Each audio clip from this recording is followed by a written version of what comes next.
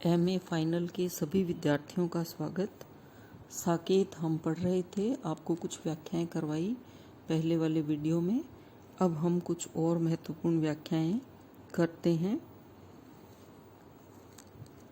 मैथिली शरण गुप्त के साकेत के नवम सर्ग की अपन व्याख्या करेंगे। उर्मिला विरह का इसमें वर्णन किया गया है, जैसा कि आपने पूर्व में पढ़ा है, तो हम पढ़ लेते हैं।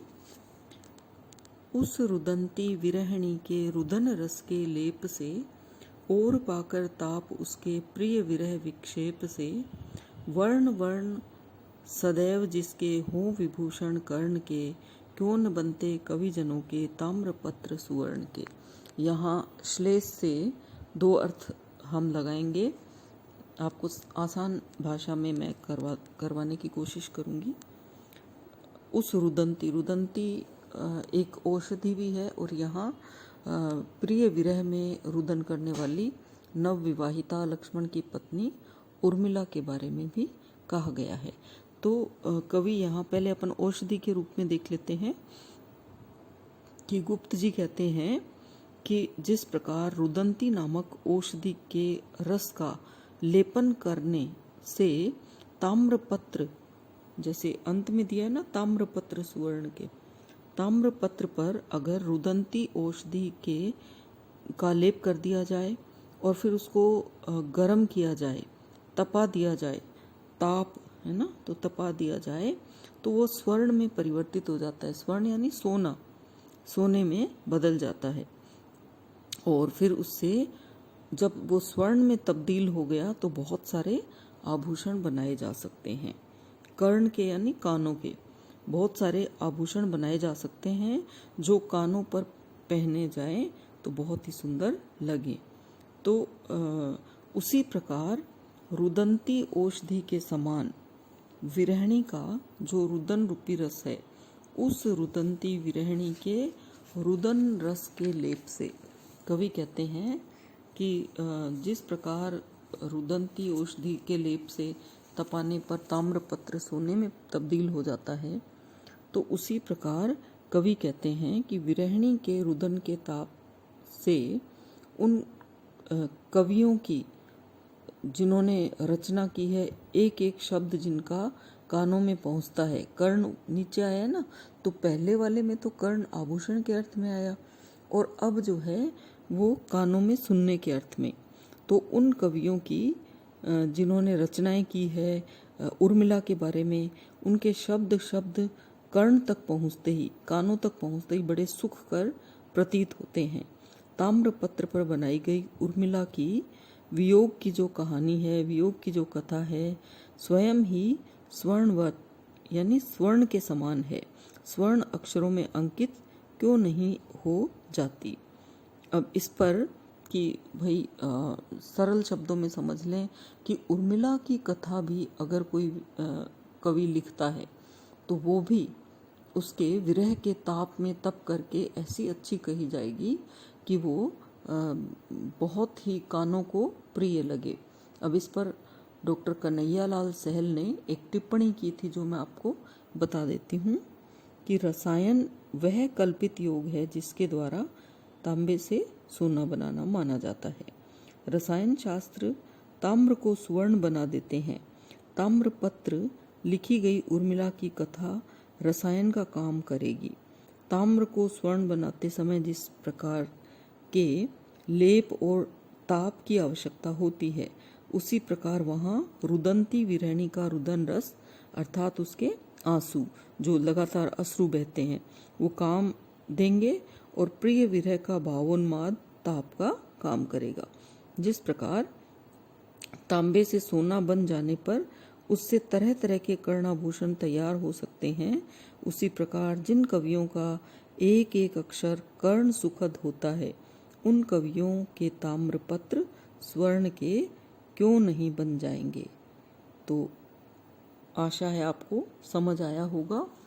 और इसमें विशेष कुछ चीज़ें हैं जो आप लिख सकते हैं कि रासायनिक प्रक्रिया के वर्णन से कवि ने उस अपने रसायन संबंधी ज्ञान का एक ब्यौरा दिया है कि कवि को कितना ज्ञान है। हमें पता चलता है कि रसायन प्रक्रिया का कवि को ज्ञान है। उसी प्रकार इसमें रूपक अलंकार का प्रयोग भी हुआ है, श्लेष अलंकार भी है, काकु वक्रोक्ति का प्रयोग भी देख सकते हैं अपन, और बहुत ही उक्ति वैचित्र्य इसमें अपने को देखने को मिलता है। तो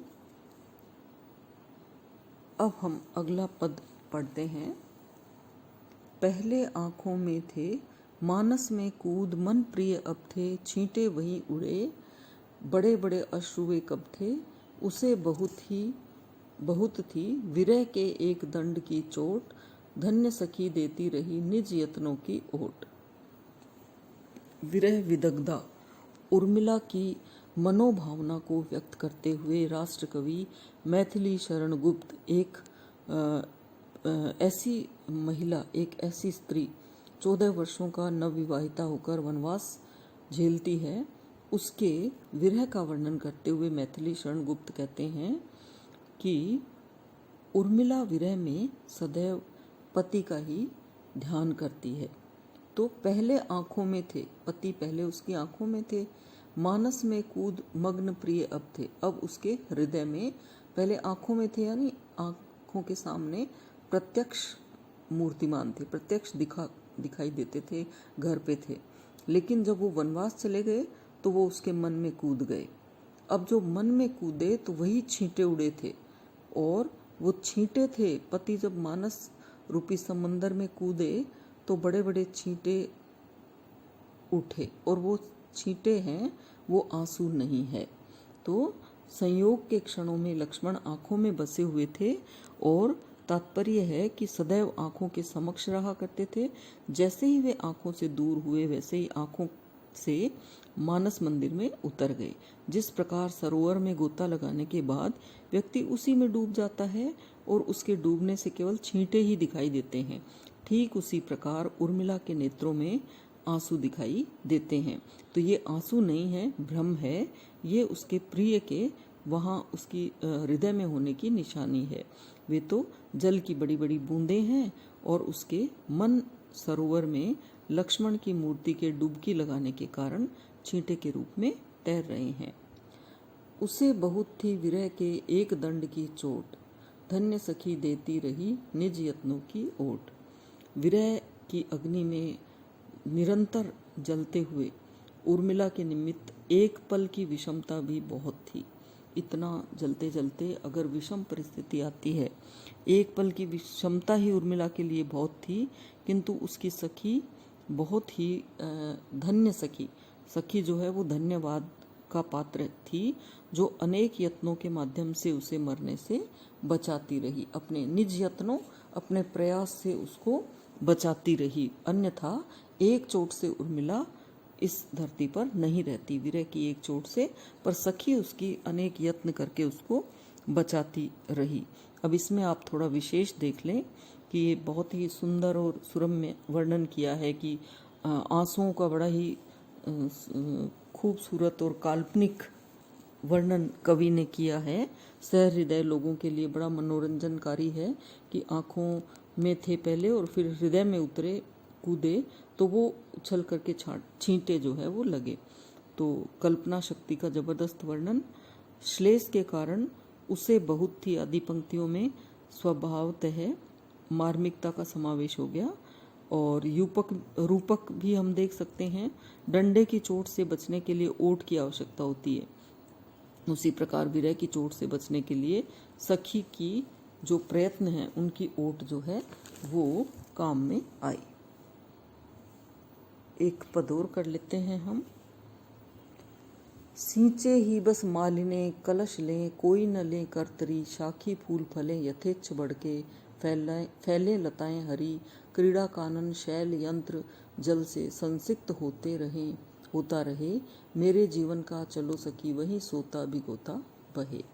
यहाँ पर आप एक अंतर देखिए कि गोपियों का जो विरह वर्णन सूरदास जी ने किया है, वे क्या कहती हैं, मधुबन तुम कत रहत रहे हरे, विरह वियोग श्याम सुंदर के ठाड़े क्यों न जरे। कि अगर कृष्ण ही नहीं है तो उनके विरह में मधुबन को भी जल जाना चाहिए वियोग में। लेकिन यहाँ उसकी समाज सेवा की भावना उर्मिला की दिखाई देती है और वो प्रकृति प्रेमी है। इन पंक्तियों में उर्मिला के विरह की नई स्थिति कवि ने दिखाई है। प्राय विरह वर्णन की स्थिति में प्रकृति व्यक्तियों को बहुत उद्दीप्त करती है, जो विरही लोग होते हैं उनको बहुत उद्दीप्त करती है, लेकिन उर्मिला की स्थिति दूसरी है। तो नए प्रकार का वर्णन है, इसे आप ध्यान रखना। उर्मिला कहती है, सींचे ही बस मालिने कलश ले कोई न ले कर्तरी। कर्तरी यानी कैंची। मालिने इस वनस्पति को सींचती रहें, कलश लेकर के सिंचन करती रहें, कैंची लेकर कोई काटे नहीं। शाखी फूल फलें यथेच्छ बढ़ के फैलें लताएं। कि जो मालिनी हैं ये कामना करती हुई उर्मिला कहती है कि जल के कलश भर भर करके उपवन को सींचती रहें, कैंची से काटे नहीं, वृक्षों की डालियों को स्वच्छंद भाव से बढ़ने दिया जाए। हरे भरे रूप से विकास की ओर प्रकृति को जाना चाहिए। क्रीड़ा कानन का पर्वत भी, क्रीड़ा कानन शैल यंत्र, जो ये क्रीड़ा स्थली है, क्रीड़ा करने का जो वन है, विहार है, है, यहाँ जो है, जो शैल यानी पर्वत, पर्वत रूपी जो पर्वत से जो पानी पड़ता है, पर्वत भी फव्वारे के जल से सींचा हुआ रहे। और हे सखी चलो मेरे जीवन का सोता भी भिगोता हुआ बहता चले।